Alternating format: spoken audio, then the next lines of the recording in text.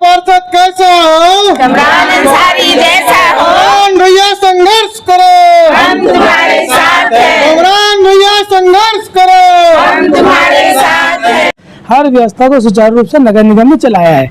तो नगर निगम ने अगर सुचारू रूप से इस व्यवस्था को चलाया है तो उसका श्रेय जाता है कांग्रेस के महापौर को। नगर निगम में कांग्रेस की सरकार रहेगी और कांग्रेस के पार्षद ज्यादा रहेंगे तो ही विकास होगा। ये मैं नहीं कहता, ये आप पिछला इतिहास उठा के देखेंगे, उससे पता चलेगा। जिस तरीके से प्रमोद दुबे जी ने आज मरीन ड्राइव में आप देख सकते हैं एशिया का सबसे बड़ा झंडा फहराया, ये नगर निगम की देन है।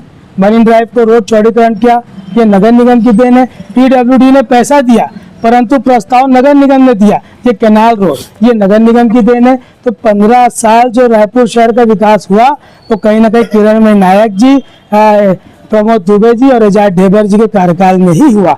तो मैं आपको बताना चाहूंगा कि नगर निगम में कांग्रेस की सरकार इसीलिए बनती है कि कांग्रेस जनता से डायरेक्ट जुड़ी होती है। नगर निगम लोगों की मूलभूत सुविधाओं के लिए काम करता है। तो पहले तो मैं आपको बताना चाहूंगा कि जो चाकूपुर हो गया है और नशापुर जो हो गया रायपुर, इसमें सिर्फ प्रशासन और शासन, उसमें प्रशासन भी शासन के अधीन है, इसलिए इस तरीके के कृत्य हो रहे हैं। आज गृह मंत्री जी के गृह क्षेत्र में आप देख सकते हैं कितने कार्य गलत हो रहे हैं, कितनी हत्याएं हो रही है, कितने मतलब वहाँ पे अराजकता फैली हुई है। तो उसके लिए जिम्मेदार आप किसी और को नहीं दे सकते। सत्ता सरकार आपको चुनती है। अगर वार्ड का मैं मुखिया रहा हूँ, वार्ड के मुखिया के तौर पे आदमी मुझे बधाई संदेश से लेकर शोक संदेश तक भेजता रहा है, तो उसके लिए मैंने लोगों को उस जगह जाके उनके दुख में शामिल होना, सुख में शामिल होने का कार्य किया है। उसी तरीके से जनता तय करती है कि कहाँ हमारा नेता होगा और कौन नेता होगा। तो शासन को सोचना चाहिए इस तरीके के कृत्य के बारे में, जिसकी पूरी गलती शासन की। नगर निगम को उसके लिए आप दोष नहीं दे सकते। पुनः पार्षद चुने जाने पर आपकी प्रथम प्राथमिकता क्या होगी इस वार्ड को लेकर?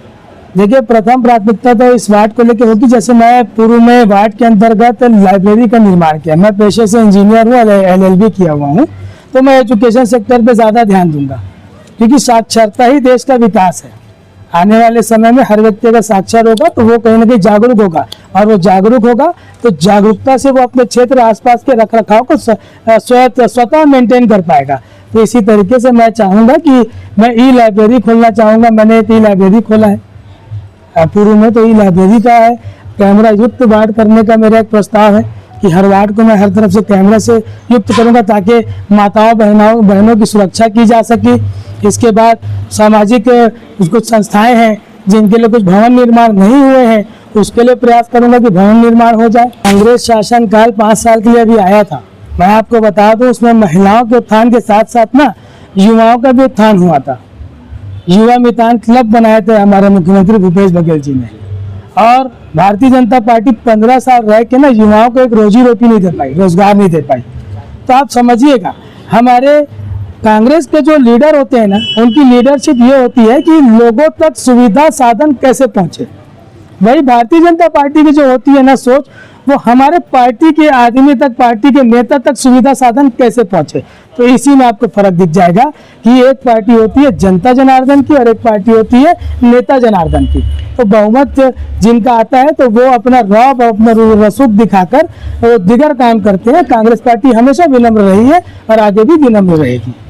भाई हमने किया है, हम अपने क्षेत्र के लोगों के लिए हम खुद अपने तरफ से लगा सकते हैं कैमरा, उसके लिए किसी शासन प्रशासन की जरूरत नहीं है।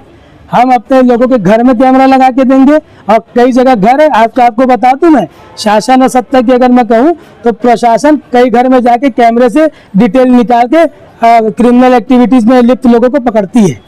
तो कहीं ना कहीं प्रशासन के पास वो कैमरा नहीं है, लोगों के घर जाके वो निकाल के पकड़ती है। अच्छा, अरमान नाला की जो समस्या है उसको वो भी आपके मैनिफेस्टो में दिख रहा है साफ तौर पे, और वार्ड में युवा जिम वगैरह की जो भी बात है, लगभग आपके 10 से 15 जो घोषणा है उस पर कितना आप काम कर पाएंगे आने, अगर जीत के आते हैं तो?